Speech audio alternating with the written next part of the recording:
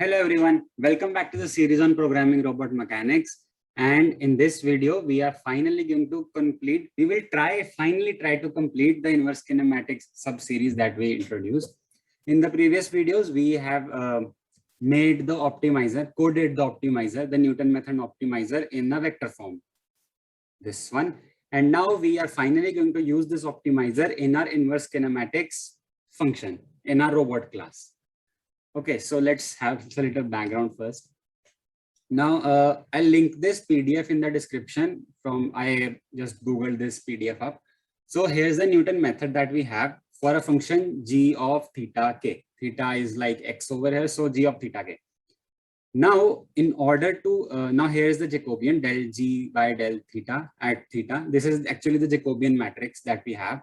And here is the function that we want. Now, what we want to equate g of theta is equal to the desired configuration minus the function that we have, minus the forward kinematics.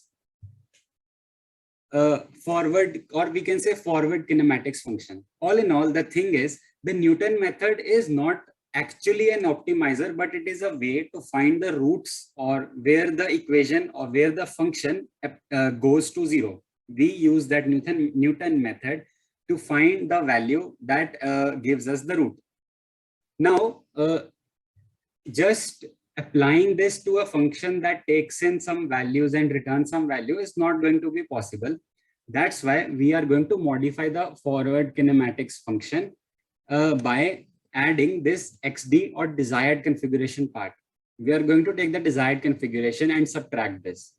And we are actually going to optimize that error that we have at the xd minus f of theta to 0. Newton method is going to find the root for this equation. And while finding the root, it will actually give us the joint values that we require. So that's the whole thing of inverse kinematics. All right, so let's start coding this. And okay, before starting with the inverse kinematics, we actually need, let's just define this first. And we can take, okay, let's add the plot to the last and add this after forward kinematics just for aesthetic reasons, I think. All right, and similarly, we can add joint values. We are going to take desired config. Let's add some documentation first. Okay, this seems all right right now. Now we need now what we have this forward kinematics function, but we actually need a function that takes in joint values and returns either the XYZ, only the XYZ, or the XYZ and roll pitch yaw. So that's what we are going to define. Now these functions will not actually be accessible to the end user that we have. That's why we are going to define them as private functions. So let's do that now. We are going to name this function as, okay, so we have this position function and we are going to compute the forward kinematics, the final transform. Let's just name this variable transformation and we will call the forward kinematics function. In that we are going to pass q. Yeah, we are going to pass q and then we are going to and then we're going to take this and we will directly get that array that we have. Let me see. Yeah, we can do it in this way. We need to select 3 rows. So we're going to tell 3 and we need to select the final element that is present. That is 3. This will now we will be able to get a column like thing because the transformation matrix actually has the XYZ towards the right and XYZ written towards the down. So transformation matrix is going to select this what sublisting that we did is going to select those 3 parameters. But also we can apply the reshape function on this, or I think we can, okay, not directly, but does reshape exist? Yes, reshape exists. And we're going to apply this on this so that we get a list out of it. Yeah, right. And then we are going to return the pause. Now we are going to define a similar function for the orientation as well. So let's do that. Okay, we will do the same thing that we have done above, like the position part. Okay, and then we are going to get the RPY angles, roll pitch U angles, using the function that we have defined in this transformations, the TR to RPY. We are finally going to use this. For some videos back, I thought that we are not going to use these transformations. We have just made this, but we are going to use this now. Okay, so we are going to import this function TR to RPY. Right, and now we're going to use it over here to calculate the roll pitch yaw angles. We have this, and we are going to pass in the transformation. Okay, then we are finally going to compute the transform thing, np.concatenate. And okay, we are going to pass in the position and the RP and okay, yeah, list of RP and Y. That way it's going to concatenate all the information that we have, and then we're going to return the transform. Okay, we are done with these pivot functions. Now let's get to inverse kinematics.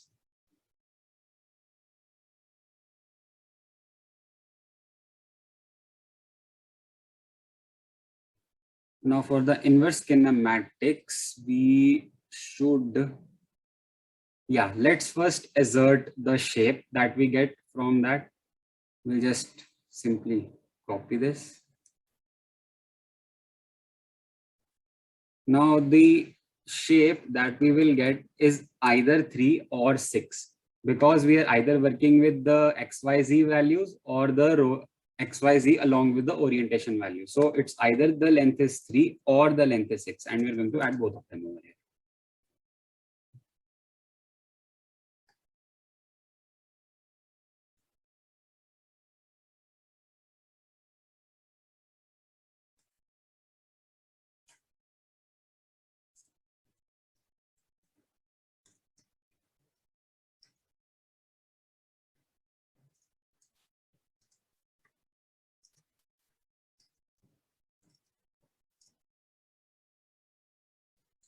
Okay, now now we can make a check whether we want it to be position wise or we want it to be orientation wise. Right. Okay, let's think for a bit.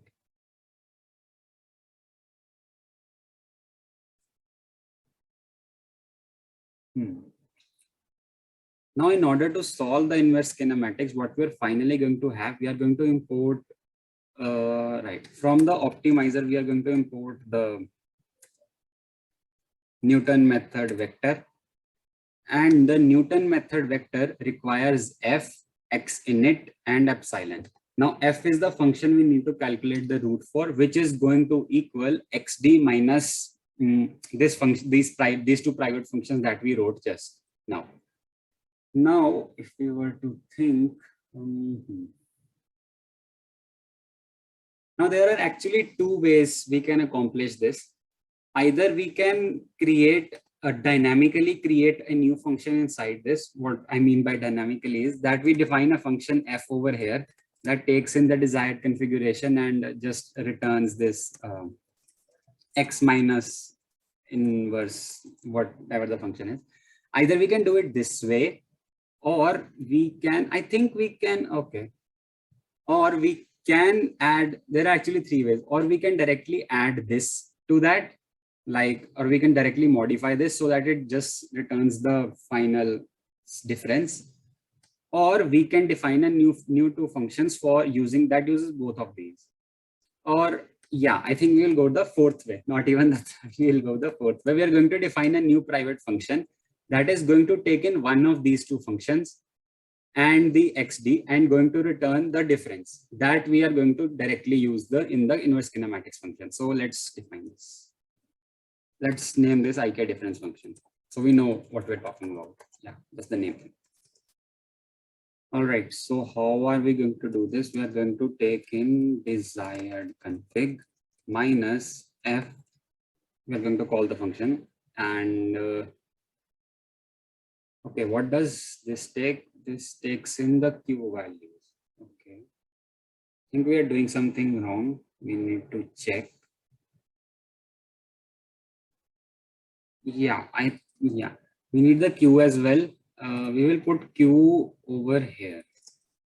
Right. Yes, we need the Q value as well. So let's add some documentation for that.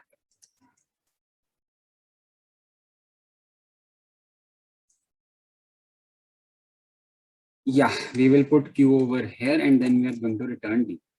So that's is just a helper function to calculate the inverse kinematics.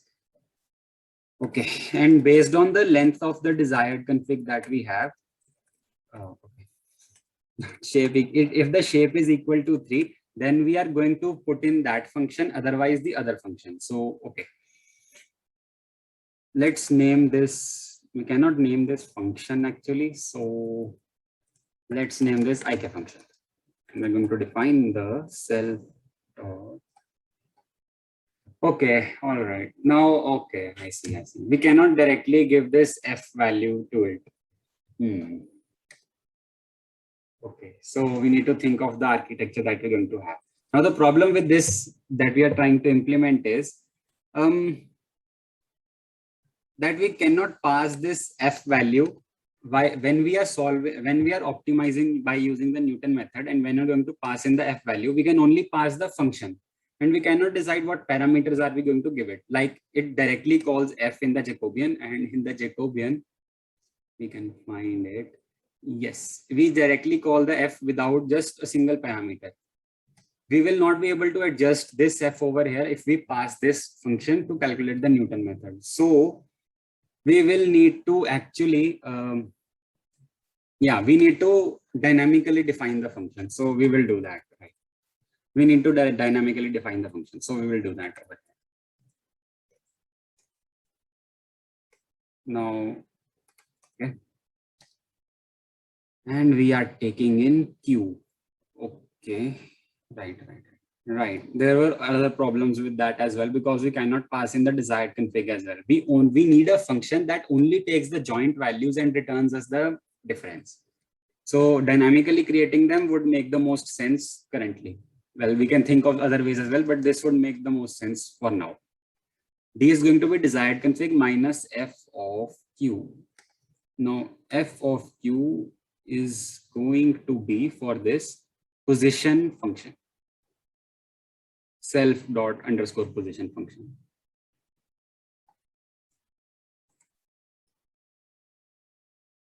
Yeah, and we're going to return that. And otherwise, if the shape is 6, then we are going to use the position orientation function.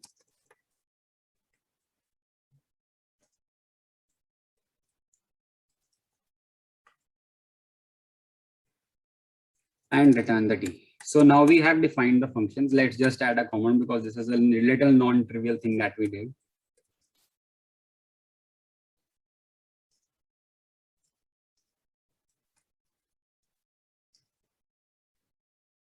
Yeah, that is what is meant by dynamically defining a function. These IK functions, we define them during runtime.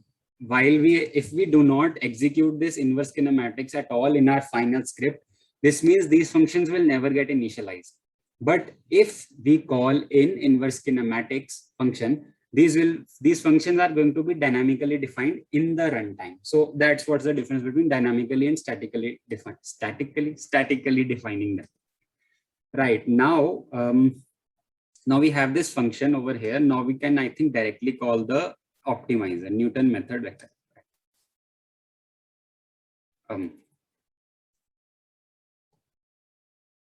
Okay, we directly get the root. So we're going to get the joint values from this directly.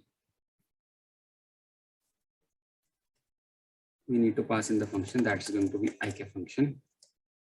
And we need to pass in the X in it. So we can directly put in the X in it as the np.zeros, taking in the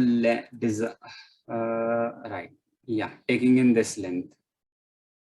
Or we can instead of using that, let's do not desired config length.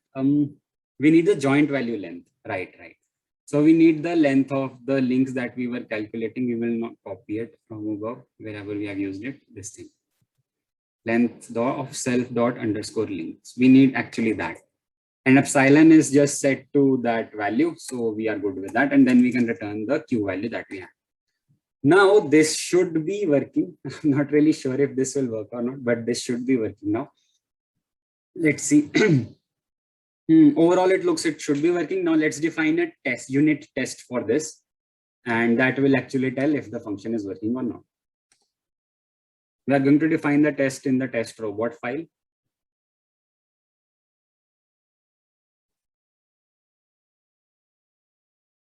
Yeah, I still haven't changed these values. I will change them soon.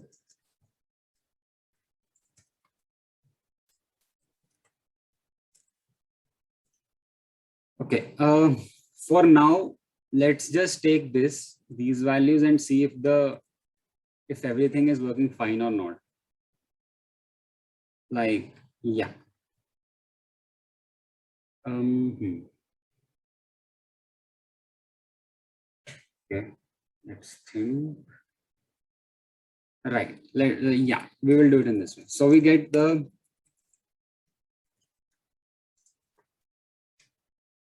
now we calculate that transformation using this, and we can get our position vector from this transformation that we calculated. And that's what we're going to pass in the inverse kinematics. Till 3 and 3. And we can call np.reshape. This will just tell if this working. I think it should work. Yeah, now we can call the inverse kinematics, right? And we need the desired configuration, which is just pose, and let's just print what the value we get. Okay. We're going to brace ourselves for any errors. Okay, so all right. It asks for the new shape.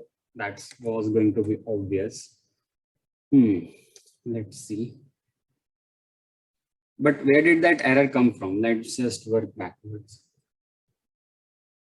Yeah, it's actually in the test. So, okay.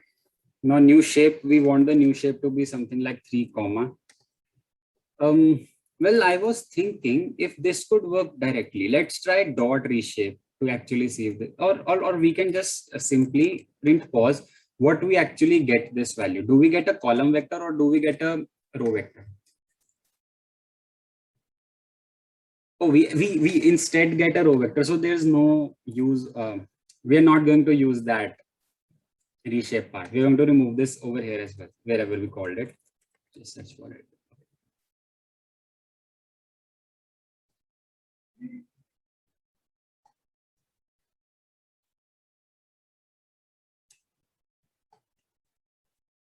Okay, that is removed. Now let's run it again.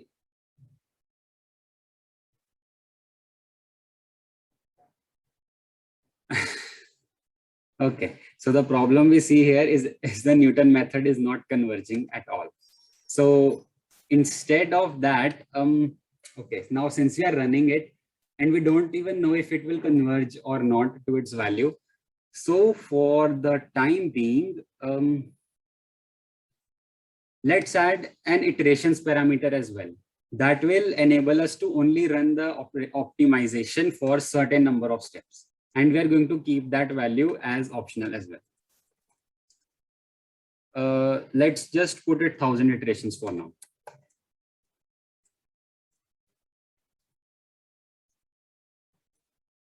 We are only going to do this in the vector one, not in the simple one. Yeah, just to see what actually results we are getting.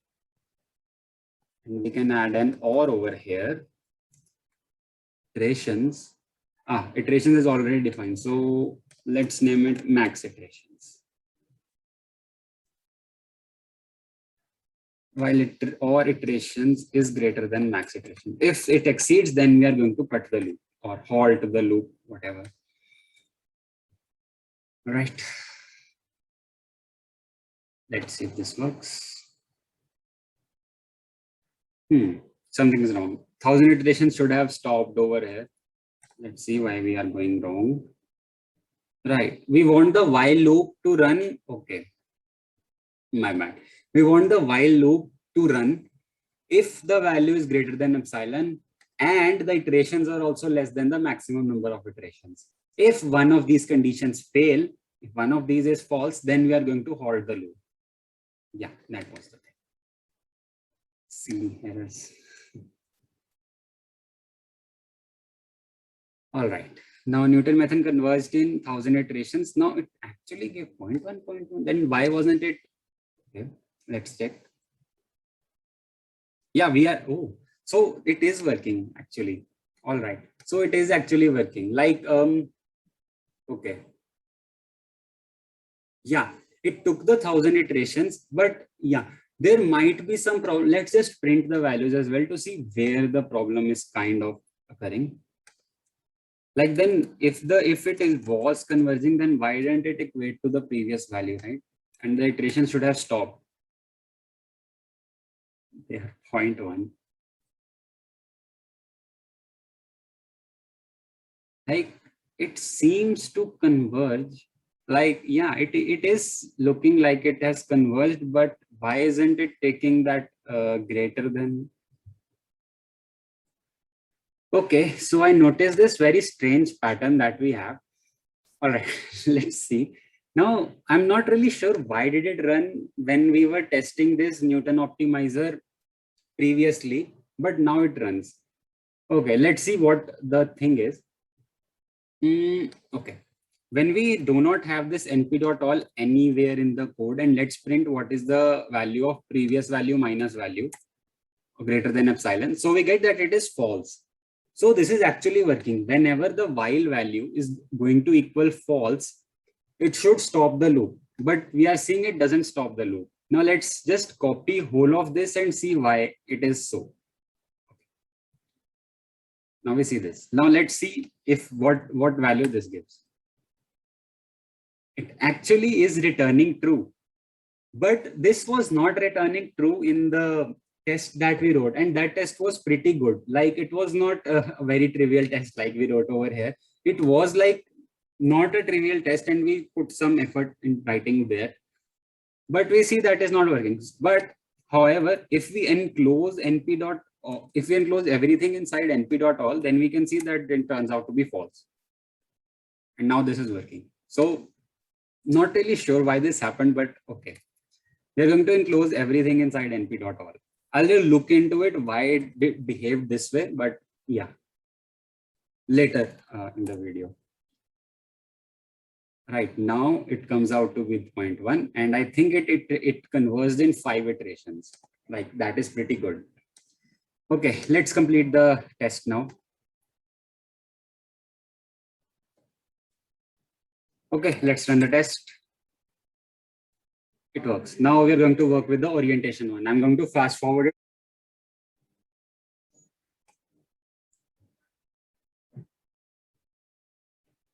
All right, so the values are running everywhere. Okay, so it ran the test and it's all right. Okay, I've not really checked the value, but I think it will be all right. Now, what I've thought of is in couple of next videos, we are also going to revisit these tests and improve them, because I don't think I will be able to make time to do this apart from the video. I'll do that in the video itself. All right, so I think we are pretty much done for what we wanted to do in this video. We have implemented the inverse kinematics using the Newton method. That is really, really cool, and I really enjoyed doing it. All right, so this is it for this video. In the next video, I have actually 2 opinions. Which one should I follow? Like, should I think I was exploring like how if there are any other ways to implement inverse kinematics, and one interesting way I found other than this optimization technique was using genetic algorithms. Now that is going to be really interesting if we work on it, but we need to see if we will work on that or not. Either that, or I think the next video we are pretty close to like having ended or concluded the kinematics part of the robots, and we can now start with the dynamics part of the robots. So before starting with the dynamics part, it would be good if we implement or write some README for the kinematics part. Well, we'll see what we will get in the next video, and we'll improve the unit tests in that video as well. So let's see what we get in the next video. See you in the next video then. Bye.